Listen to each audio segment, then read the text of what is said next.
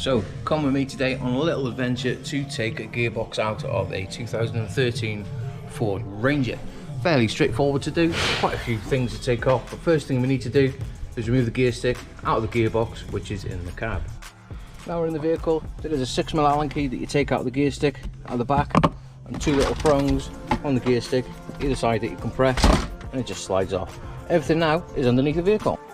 Now we are underneath the vehicle, we do need to take the rear prop shaft off and the front prop shaft off with 15mm and T40 or 45 in front. I can't remember, but we'll get them off. Now we have got the front and rear prop shafts off, we can concentrate on getting the gearbox off. First thing we need to do is remove this cross member and all the wiring loom off the gearbox.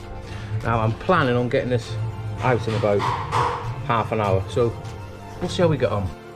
Now we've got the wiring loom out of the way, we can concentrate on the bell housing bolts. I am running a little bit behind, I might not get it out like I said, but we'll give it a go. And there we go, just like that, the gearbox is out. I was a little bit later than expected, I was just waiting for people to give me a lift with it out, because it is a heavy old box. Right, we're going to get this clutch changed and the concentric sleeve in the gearbox. Alright, let's get this concentric sleeve out. First of all, you need to remove this little extension off the sleeve, which is held in with a little clip. And you need three, your light's bloody stuck to it now, three T30s around the side. Now let's move on to the clutch plate and pressure plate, which is held on with 6 10mm around the flywheel. Let's get it off. Now we've got the clutch plate and the pressure plate off the flywheel, which is there. I cannot get me new one until the morning, so I'm going to end the video there. If you want a part 2, comment below. Anyway, let's get it sent. So let's get this 3-piece clutch, LUK shuffler. I will not use anything else other than these. Let's get it fitted back into the vehicle using the special tools. Now the kit contains 3 key parts: concentric sleeve, clutch plate and the pressure plate. First thing you need to do, any clutch, even though it says it's right for the vehicle, make sure it fits on the shafts in the box. Now let's get all the clutch set up correctly. You need to make sure that the clutch plate is sitting square to the flywheel with the correct adapter, which is one of them. Now we need to put the pressure plate onto the flywheel. Now we've got the pressure plate on, we do have to put 3 long bolts in, which hold the special tool for pulling the clutch plate equal. Now we've got the tool set up correctly, everything has got to be equal or it will not pull it up square. And all this tool does is pull the pressure plate to the flywheel nice and square, and you just need to do it so it's barely touching the flywheel, and then you can torque the 3 bolts that you've put in up. Now that we've got the pressure plate pulled up square to the flywheel, we do need to torque them up to 30 Nm, vehicle specific, as it says on Autodata. Let's get them torqued up.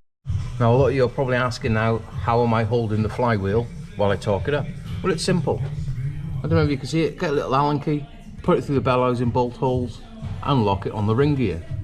And then we can just torque it up to 30 Nm. Now that's the clutch fully aligned, fitted correctly and torqued up to spec. We do need to put the last 3 bolts in where the tool was. Always make sure you put your tools away, because these tools are expensive. Now let's concentrate on the concentric sleeve, fitting these. First thing you want to do is check your output shaft seal, make sure it's not leaking, because the last thing you want to do is put it all back together and the seal's leaking. Tighten these up with the T30s. I don't know the spec for them. Hand tight is normally alright for them. Let's get it fitted. Now the concentric sleeve is fitted back to the gearbox. We do need to put this little adapter in, a little bit of red rubber grease around the O-ring, and it just slides in the box into the concentric sleeve and just clicks in. Now everything is, as I rate to say, brand new. It's time for lunch. I'll put this in after I've had a sausage roll. And on the plus side, Boris Johnson has resigned. Get in there. Send it. And there we go. That is the gearbox back in place. All I got to do now is just tighten all the bell housing bolts up. Anyway, that is all the bell housing bolts tightened up. There's not much to see. I've put the wiring loom going over to the transfer box. I've just got this loom now, which goes to the diesel pump for the injector, the vaporizer that goes into the exhaust of the DPF. I'm not going to blow you, it's just knowledge that rolls off my head, you see. Anyway, I'm going to put the cross member in from here to here, which is there, and bolt it up. Anyway, that's the bell housing bolts and the wiring loom over to the transfer case. I've only got this wiring loom now, which shoots over to the fuel pump for the vaporizer, for the DPF, just rolling off my tongue. I've got to put the cross member in now. I've also put the front prop shaft on. It's easier access to get to the dry flange. So anyway, let's get that bolted on. And there we go, just like that, everything is built back up as it should be and torque to spec. All I've got to do now is bleed it and put the gear stick back in the gearbox. Now we're in the vehicle, you do need to put your T45 bolt back in to the gearbox. Push your little cover on, get the gear stick, and that is it, that is done. All I'm going to do now is get it bled. And there we go, that is the clutch system all bled up.